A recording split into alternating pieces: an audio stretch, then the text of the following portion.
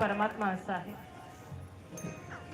भागवतामध्ये देखील वर्णन केले. ज्यावेळेस आपण संपूर्ण भागवत वाचतो, भागवत ऐकतो, पहिला श्लोकच इतका सुंदर आहे.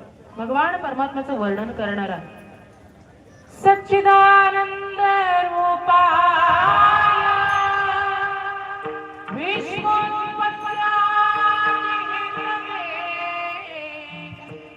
तापत्रय विनाशाय श्री कृष्णाय वयं नमः.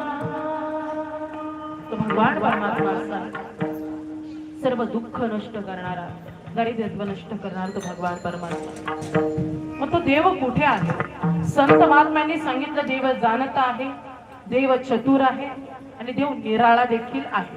मग तो आहे कुठे? तर बघा, सर्वा घटी राम देहादेही तुका मने विठू भरला सभाय उणे काय आहे चराचर विठ्ठल जळी स्थळी भरला रिता ठाव नाही उरला. सर्वत्र ठिकाणी तो भगवान परमात्मा बसलेला आहे. फक्त त्याला जागृत करता आलं पाहिजे, त्याला आपलंच करता आलं पाहिजे. हे माध्यम संत महात्म्याने तुम्हा आम्हाला उपलब्ध करून दिलं. मग भगवान परमात्मा निराळा तर आहेच, पण निराळा असा आहे ना, कर्म हे प्रत्येक व्यक्तीच्या जीवनामध्ये असतं, प्रत्येक मनुष्याच्या जीवनामध्ये कर्म हे असतं. पण भगवान परमात्म्याने स्वतःच्या कर्माच्या फेऱ्या स्वतःला लागू घेतल्या होत्या. एवढा निराळा तो भगवान परमात्मा. फक्त भगवान श्रीकृष्णांच्या अंगठ्याला बाण लागावा, पारध्याने संगवकी देवा माझ्याकडनं चुकून बाण लागला, भगवान परमात्म्याने प्रत्युत्तर करावं, अरे राम बाणामध्ये दिलेला शाप आहे तो आता इथं पूर्ण होतो. कर्म फक्त त्या जीवाला नाही तर देवालाही लागू पडत असतं. इतका निराळा तो भगवान परमात्मा. मग जाता जाता फक्त आपल्याकडे 15 मिनिटं राहिलेले आहेत. वेळेतच मी पूर्ण विराम देईल थोडंसं, कारण की प्रत्येक कीर्तनामध्ये जोपर्यंत मी छत्रपती सांगत नाही तोपर्यंत माझं कीर्तन काही पूर्णत्वाला जात नाही. मग शेवटचे 10 मिनिटं मी छत्रपतींसाठी घेईल. वेळेमध्ये आपण पूर्ण घेऊ. एक छोटीशी अशी कथा आहे की देव निराळा म्हणजे किती निराळा आहे, देव किती आगळा वेगळा आहे. ते एका राजाने प्रधानाला केलेला प्रश्न होता की प्रधानजी, तुम्ही म्हणता तुमचा देव राजा आहे, देव बैसले सिंहासनी, तुमचा देव राजा आहे, मग प्रत्येक भक्ताच्या हाकेने एकटाच का धावून जात असतो? त्याच्याकडे सेवक का नाही आहेत, साधक का नाही आहेत, सैनिक का नाही आहेत, सैन्य दल का नाही, विश्वाचा मालक समजतो ना तो स्वतः, मग एकटाच का हाकेला धावून जातो? तर प्रधानजी म्हणले की राजन, 2 दिवसामध्ये याचं उत्तर मी तुम्हाला देतो. किती दिवसामध्ये?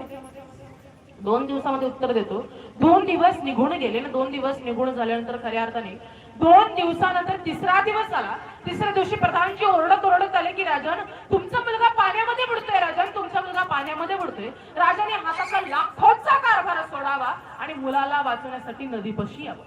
नदी तटकापाशी आला, क्षणाचाही विचार न करता नदीमध्ये उडी मारली, मुलाच्या दिशेने धाव घेतला. मुलाच्या दिशेने धाव घेतल्यानंतर पाहतो तर काय, तो मेनाचा पुतळा. प्रधानजी बोलू लागले की राजन, 2 दिवसापूर्वी तुम्ही मला प्रश्न केला होता.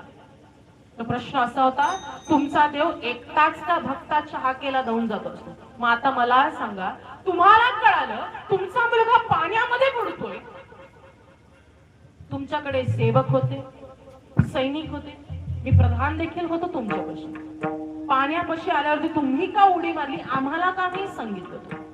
त्यावेळेस राजन बोलू लागले की अरे तू वेडा आहेस का, तो माझा मुलगा होता म्हणून मी पाण्यामध्ये उडी मारली, तो माझा होता. राजन, तुमच्या प्रश्नाचं उत्तर हेच आहे, माझा भगवंत कितीही विश्वाचा मालक असला तरी त्याला प्रत्येक भक्ताला तो माझा म्हणतो, माझाच म्हणतो, त्याच्या हाकेला म्हणून एकटा धावून जातो. देव निराळा.